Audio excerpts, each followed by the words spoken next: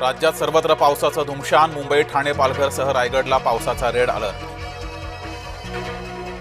राज्यात 30 सप्टेंबरपर्यंत मुसळधार पावसाचा इशारा. कोकण, मध्य महाराष्ट्र, मराठवाड्यात अतिवृष्टीचा इशारा.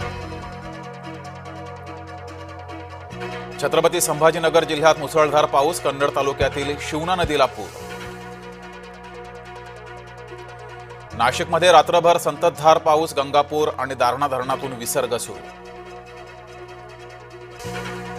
पश्चिम रेल्वेवर एसी लोकलला पावसाचा फटका. एसी लोकलमध्ये पावसाचं पाणी. अंधेरी ते भाईंदर दरम्यान धावणाऱ्या एसी लोकलमधला प्रकार.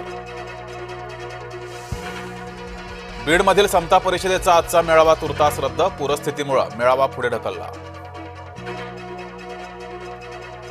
ओबीसी मेळाव्याला विरोध नाही. छगन भुजबळांना विरोध. मराठा समन्वयकांची भूमिका. दसरा मेळाव्याच्या पार्श्वभूमीवर शिवसेनेची जय्यत तयारी. उपमुख्यमंत्री एकनाथ शिंदेंनी बोलावली बैठक.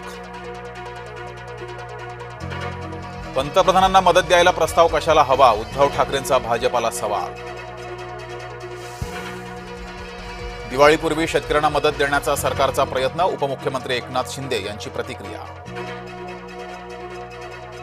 भारत पाकिस्तानचा महाअंतिम मुकाबला. आज आशिया कपचा अंतिम सामना. दोन्ही संघ तिसऱ्यांदा आमने सामने. फलटणमध्ये कारचा भीषण अपघात. दारूच्या नशेत चालकाचा प्रताप.